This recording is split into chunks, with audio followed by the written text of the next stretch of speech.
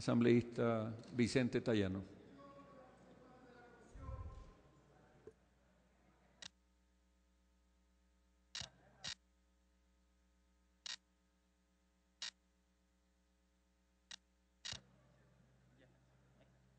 Gracias, señor presidente, compañeras, compañeros legisladores.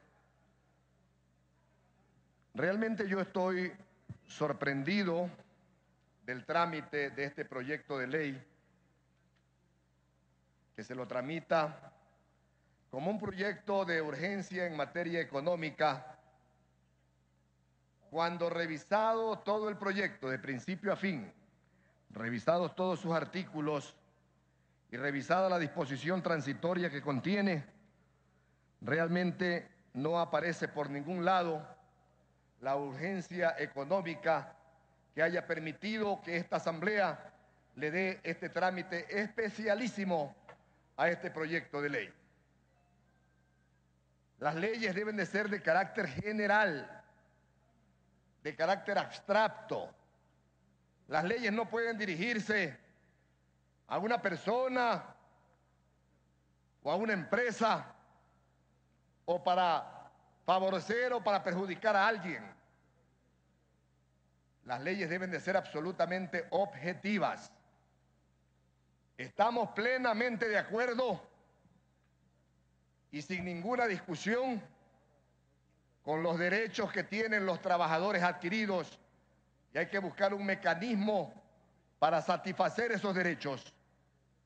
Estamos plenamente de acuerdo con los derechos de las empleadas domésticas. ¿Cómo no estar de acuerdo? Si son seres humanos igual que nosotros, si son trabajadores igual que nosotros. Pero para eso está el Código del Trabajo. ¿Para qué utilizar una ley económica urgente para darle lo que se merecen los trabajadores? El Código de Trabajo, compañeros y compañeras legisladores, no es necesario utilizar este mecanismo que ha venido utilizando este gobierno durante los 3 últimos años para finalmente que las leyes terminen casi todas pasando por el Ministerio de la Ley, porque siempre se han encontrado aquí con una oposición seria y razonada que no les ha dado los votos suficientes para aprobar este tipo de proyectos que de urgencia en materia económica no tienen absolutamente nada. Pero lo más preocupante de este proyecto es el hecho, señor presidente y compañeros legisladores, que viola expresas disposiciones constitucionales. Así tenemos que los artículos 2 y 3 de este proyecto constituyen una verdadera barbaridad jurídica cuando se establece, por ejemplo, que las medidas cautelares podrán disponerse en contra de los sujetos mencionados en el inciso anterior y sus bienes, asimismo, podrán ordenarse respecto de bienes que, estando a nombre de terceros, son de público conocimiento de propiedad de los referidos sujetos, y siempre y cuando el obligado principal no cumpla con su obligación. Y eso no es todo.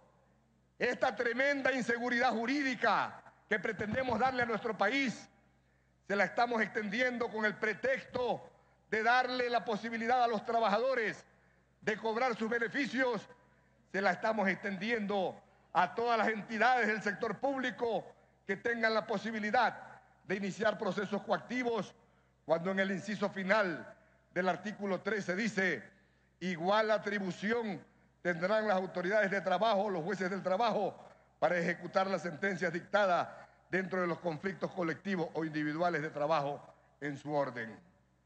Es decir, de acuerdo a lo que establece el artículo número 2, cuando habla de que las instituciones del Estado que por ley tienen jurisdicción coactiva, son muchas las instituciones del Estado que tienen por ley institución coactiva. Ahí está el Banco de Fomento, ahí están todos los municipios del país, los gobiernos provinciales autónomos. Se pueden cometer tremendas injusticias. Ahí está también el SRI. Mañana se le ocurre decir que esta casa le pertenece a Pedro, cuando realmente existe toda una institucionalidad en el Código Civil que manda a que exista un registro mercantil, que exista un registro de la propiedad, que exista un registro de la superintendencia de compañías. Estamos echando al traste a través de este proyecto de ley decenas, a lo mejor centenares de años de historia jurídica del Ecuador, porque estamos poniendo en competencia dos derechos, el derecho de los trabajadores y el derecho de la propiedad. Hay que tomar en consideración lo que establecen los artículos, el artículo 11 de la Constitución, por ejemplo, cuando nos dice el artículo 11 en su numeral 6, voy a leer con su venia, señor presidente, cuando nos dice: todos los derechos son inalienables, irrenunciables, indivisibles, interdependientes y de igual jerarquía. ¿Con qué? Pues a santo de qué estamos dándole aquí mucho más prelación al derecho, al supuesto derecho de los trabajadores sobre el derecho de la propiedad que tenemos los ecuatorianos, que tenemos bienes inscritos y registrados en los registros de la propiedad. El mismo artículo 11, en su numeral 4, establece: ninguna norma jurídica podrá restringir el contenido de los derechos ni las garantías constitucionales. Y en el artículo 2 de este proyecto se está restringiendo el derecho de quienes son propietarios de determinados bienes inmuebles. ¿Quién va a establecer, pues, este mamotreto de que es de conocimiento público? Eso es tremendamente subjetivo. ¿Quién dice que es de conocimiento público? ¿Hasta dónde es de conocimiento público? ¿Porque lo dijo una señorita en la televisión o porque lo dice alguien en una declaración juramentada? No, señor. Para eso existe el registro de la propiedad. Para eso existe el registro mercantil, para registrar las propiedades en este país. Y el mismo artículo 11, en su numeral 5, establece: en materia de derechos y garantías constitucionales, las servidoras y servidores públicos, administrativos o judiciales deberán aplicar la norma y la interpretación que más favorezca su efectiva vigencia. El numeral 6 dice: todos los principios y los derechos son inalienables, irrenunciables, indivisibles, independientes y de igual jerarquía. Aquí estamos tratando en este proyecto de ley derechos de primera y de segunda categoría. Luego, tampoco se está respetando el debido proceso, porque ¿qué pasa con el propietario de ese bien inmueble que pretende ser, después de ser coactivado, rematado? ¿A dónde queda el derecho de ese propietario? Porque simplemente fue de conocimiento público. Tamaña subjetividad, compañeros legisladores. El artículo 75 de la Constitución establece: toda persona tiene derecho al acceso gratuito a la justicia y a la tutela efectiva, imparcial y expedita de sus derechos e intereses. Acá no, en el proyecto. Acá simplemente se dice: es de conocimiento público que este bien es de X persona y tiene que ser rematado para pagarle a la persona de acá. Definitivamente contrariando al debido proceso que establece el artículo 75. Le queda un minuto, señor. El artículo 76, señor presidente, porque este proyecto está plagado de inconstitucionalidades.